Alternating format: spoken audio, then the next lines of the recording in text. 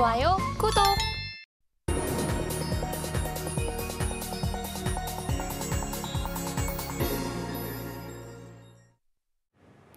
개인 투자자가 아닌 전문가는 장 시작 전 뉴스를 볼 때 어떤 부분에 초점을 맞출까요? 오늘 이분과 이야기 나눠보겠습니다. 지니 인베스트먼트 정선호 대표님 모십니다. 어서 오세요. 네, 반갑습니다. 네, 정선호 대표와 함께하는 오늘의 일면 화면을 통해서 만나보시죠. 오늘의 헤드라인입니다. 삼성, 중국 스마트폰 시장 부활 날개 폈다를 헤드라인으로 가지고 와주셨는데 대표님, 지금 중국 부동산도 위기고 내수도 위기고 지금 중국에 대해서 어떤 이야기를 좀 기대해 볼 수가 있을까요?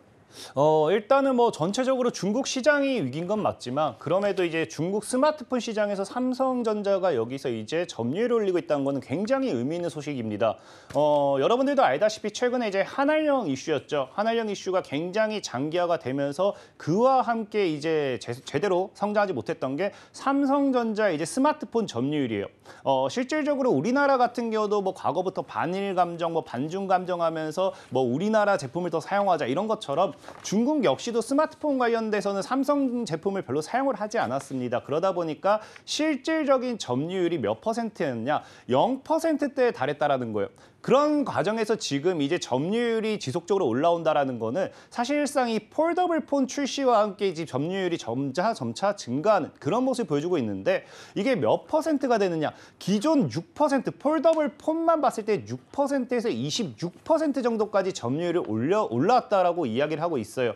그 뜻은 무슨 말이냐? 지금 이제 스마트폰으로 확대했을 때는 0%가 이제 1%로 올라갈 수 있고 그 1%가 더 이제 2%, 5%, 10% 점차 이제 성장할 수 있다라고 좀 볼 수 있는데 이게 26%에서 그친다라고 하면 사실상에 이번에 그냥 끝이다 보겠지만 지금 이제 삼성에서 보는 시점은 어떻습니까? 이제 점유율이 26%를 넘어서 조만간 중국의 1위를 차지할 거다라고 이야기를 해요. 그만큼 이제 삼성전자에 어디로 연결될 수 있느냐? 스마트폰 관련된 실적으로 우리가 연결될 수 있다. 좀 생각해 보시면 좋고요. 이게 우리가 왜 주목을 해봐야 되느냐? 사실 보통의 스마트폰 같은 경우는 이제 폴더블 폰이랑 비교했을 때 물론 보통의 스마트폰도 뭐 싸다라고 이야기할 수는 없어요. 근데 폴더블 폰 같은 경우는 어떻습니까? 보통의 우리가 이제 스마트폰 대비해서 적게는 2배, 많게는 3배 이상의 가격 차이가 나게 돼요. 그럼 이 점유율과 함께 이제 판매량 증가는 결국 스마트폰 판매량, 실적 증가로 연결되고요. 이것이 삼성전자에 어디로 연결될 수 있느냐? 실적 모멘텀으로 연결될 수 있다는 거예요. 그러다 보니까 이 스마트폰 중국 시장에서 지금 점유율을 점차 차지하고 이제 1위를 차지하는 이런 모습은 앞으로의 삼성전자의 상승 탄력 모멘텀이 될 수 있다라고 좀 말씀을 드리고 싶은 거고요. 이게 과거의 차트를 봤을 때 왜 스마트폰 판매량 증가 이게 더 중요한지는 아마 여러분들이 과거의 차트와 뉴스를 본다라고 하면 좀 이해를 하실 수 있을 겁니다. 자, 삼성전자의 차트를 한번 먼저 보고 가도록 할게요. 과거 2020년도, 2021년도 초까지 굉장히 가파르게 상승을 합니다. 자, 그러면서 어떻게 하죠? 2021년도, 22년도 지속적인 하락과 함께 최근에 다시 반등세를 보여주고 있어요.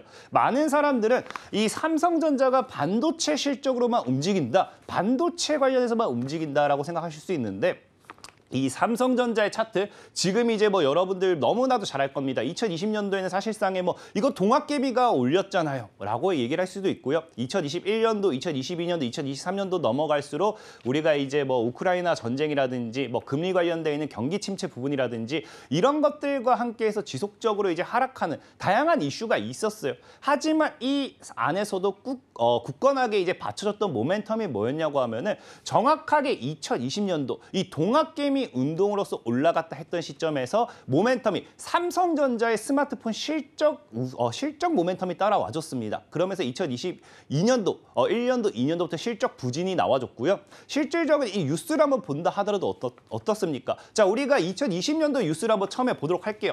삼성전자가 이제 급성장하기 전에 이제 뉴스가 딱 나와줘요. 2020년도에 1분기에 이제 스마트폰 판매량 증가라는 뉴스가 나와주는데 뉴스 자료를 한번 볼 수 있으면 보도록 하겠습니다.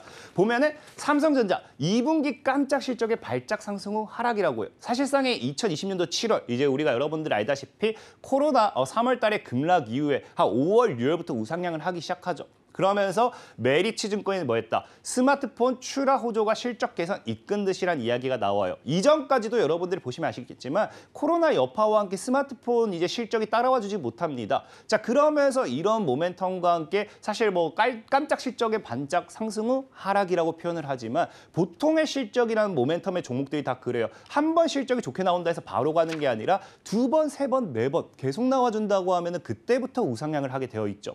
그래서 그 다음 뉴스도 본다라고 하면은 삼성전자가 이제 방금은 2분기였다고 하면 3분기엔 또 뭐예요? 실적 기대로 2%대 상승하면서 얼마? 6만 원대를 안착을 시도합니다. 여러분들 이제 잘 기억하다시피 삼성전자가 급등하기 직전 2020년도에 삼성전자의 동학개미 운동으로 끌어올리기 직전 보통은 3만 원에서 5만 원대 박스권에서 굉장히 돌파를 어려워했어요.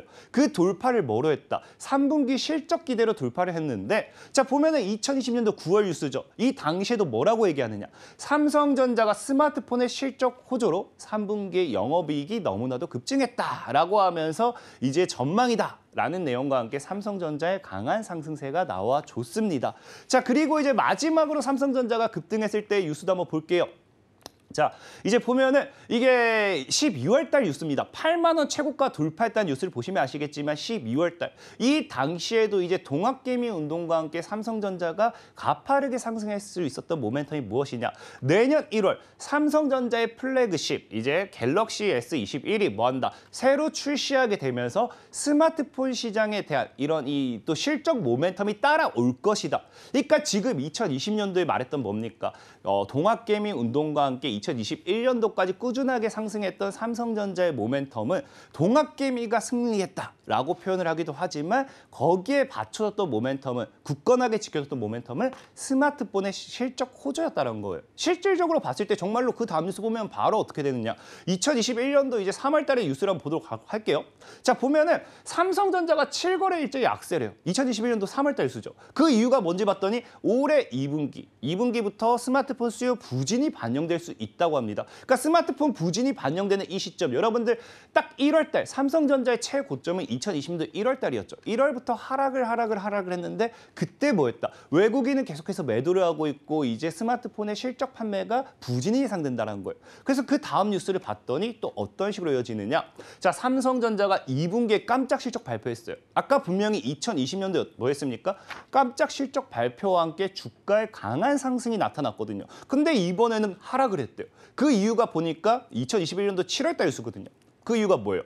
스마트폰 판매는 부진했지만 메모리 뭐예요? 메모리 반도체 가격 상승이 실적을 이끌었대요. 그러니까 분명히 반도체 관련되어 있는 모멘텀으로서 메모리가 반도체가 탄탄하게 받쳐주면서 실적이 정말 좋게 나왔어요. 근데 주가는 하락을 해요. 그 이유가 뭐 때문이었다? 스마트폰은 받쳐주지 못했기 때문이었다는 거거든요.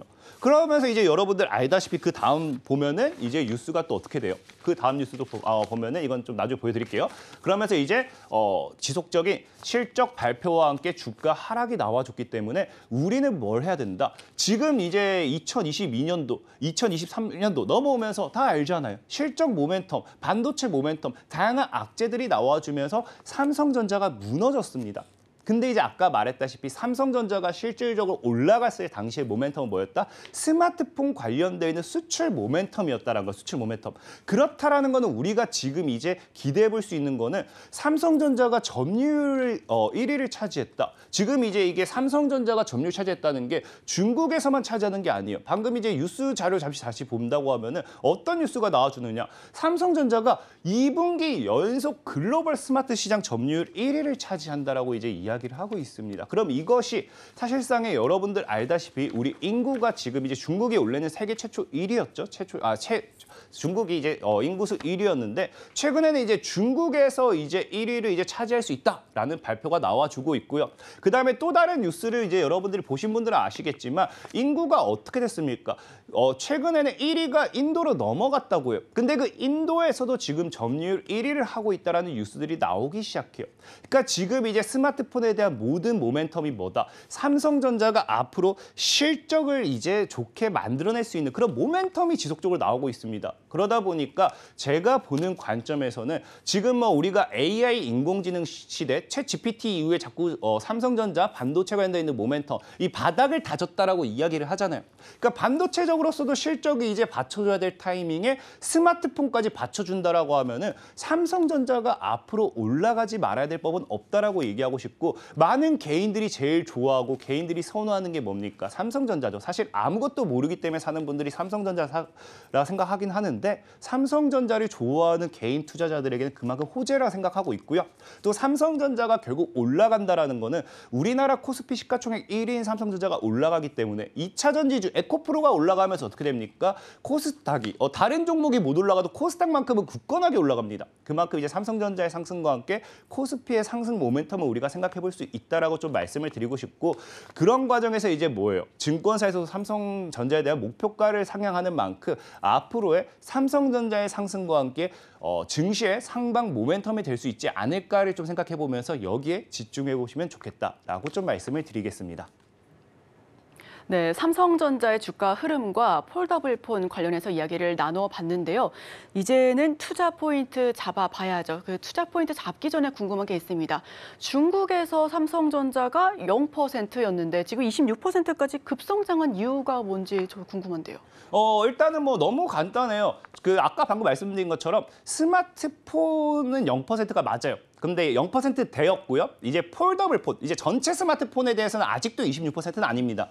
폴더블폰이 6%에서 26%까지 급성장하면서 스마트폰 시장에 대한 점유율을 끌어올리고 있는데, 이것이 이제 폴더블폰이 여러분들이 최근 출시한 거 보면은 안 살려고 해도 안 살 수가 없어요. 폰이 멀쩡한데도 사고 싶게 만들 만큼 너무 이쁘게 나왔습니다. 그러다 보니까 중국 입장에서도 한국 거는 안 써, 우리나라 거 써야지 하다가 이 이쁨에 매료되었다라고 좀 생각해 보시면 좋을 것 같습니다. 네, 삼성전자 폴더블폰 쇼호스트가 옆에 나와주신 것 같았습니다. 네, 여기서 이제 다시 투자 포인트 잡아봐야죠. 그렇다면 어떤 부분에 투자 포인트를 좀 뽑아보면 좋을까요? 일단 저는 얘기하시피 소재, 부품, 장비에 주목하라라고 좀 말씀을 드리고 싶어요. 사실 이제 삼성전자의 방금 계속 얘기했잖아요. 이 미래 가치를 부정하는 건 아닙니다. 근데 중요한 건 뭐냐고 하면은 삼성전자가 오르는 폭보다 소재, 부품, 장비의 상승폭이 더 커요. 그러니까 삼성전자를 여러분들이 정말로 내가 투자금이 1억이에요, 10억이에요, 뭐 20억이에요. 배당금을 노리고 이재용 회장님처럼 딱 사놓으시면은 정말 좋겠죠. 하지만 아마 대다수의 개인 투자자들은 뭐 500만 원, 1000만 원 이런 투자금으로서 뭐한다? 삼성전자를 살 거라는 거예요. 그렇다는 거는 삼성전자의 상승폭, 과거에 우리가 경험했지만 삼성전자가 50%를 1년 동안 끌어올릴 때 그 1년 동안 다른 소재, 부품, 장비주들은 몇 %가 올라가느냐? 적게는 2배, 많게는 5배에서 10배도 올라가는 게 소부장 관련되어 있는 모멘텀의 수혜주입니다. 그러다 보니까 투자금 대비 삼성전자를 산다. 이거는 굉장히 시간 대비 비효율적이다 좀 말씀을 드리고 싶은 거고요.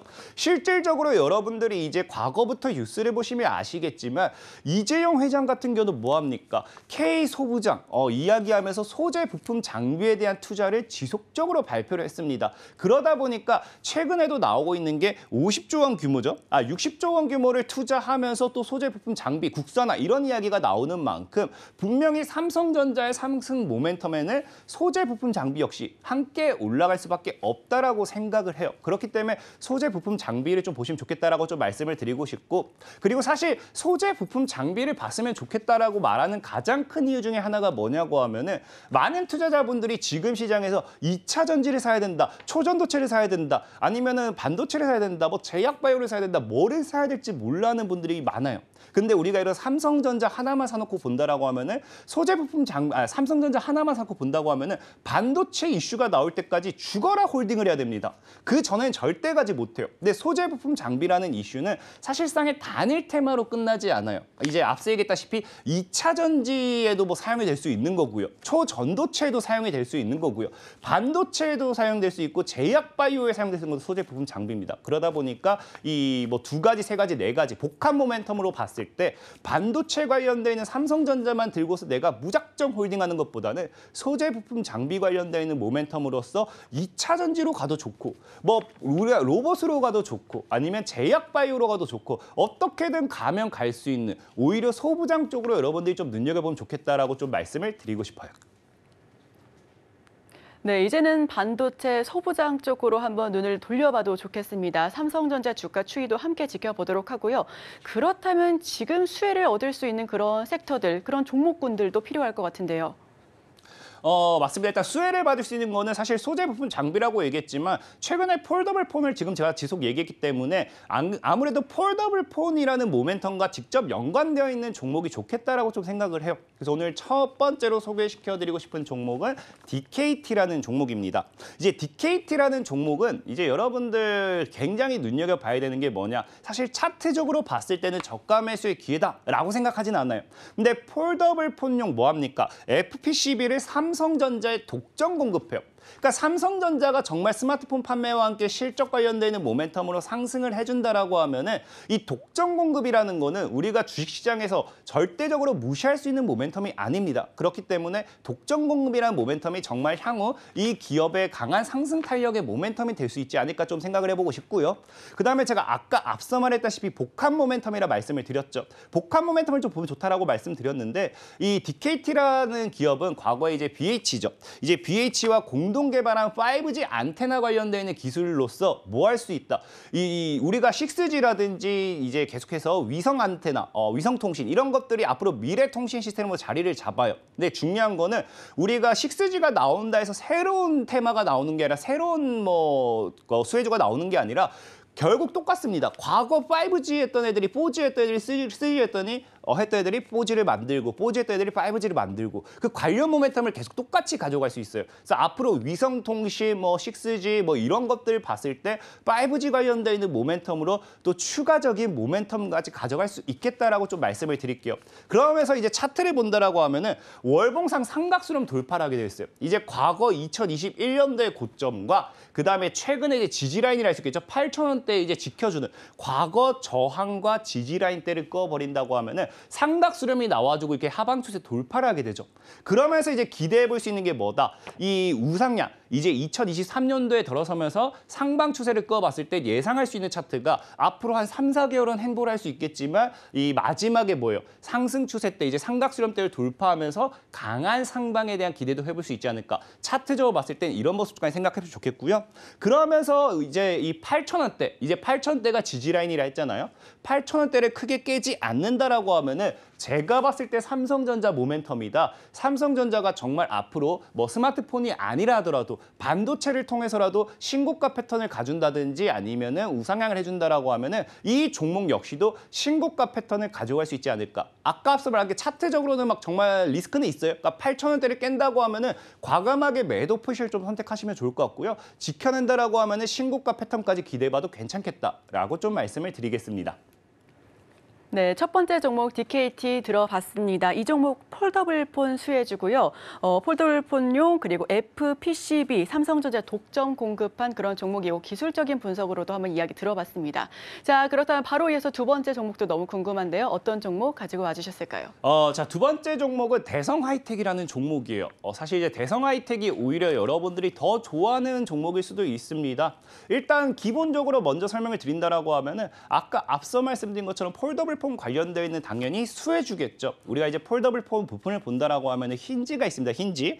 이 힌지 부품을 가공하는 기술을 확보하면서 폴더블 폰 관련되어 있는 모멘텀, 그 관련되어 있는 수혜주로서 엮이는데 사실 이걸 개인 투자자분들이 더 좋아할 수밖에 없는 이유가 뭐냐고 하면은 2차 전지 관련되어 있는 모멘텀으로도 같이 엮여요. 그러니까 소부장 관련되어 있는 수혜주들은 그냥 여러분들이 사면 좋은 게 반도체에서 끝나고 2차 전지에서 끝나고가 아니라 어디에든 계속 사용이 됩니다. 한 가지에서 안 끝나요. 그러다 보니까 이제 2차 전지 같은 경우도 보통의 뭡니까? 주행거리를 늘리기 위한 계속 지속적인 투자를 하죠.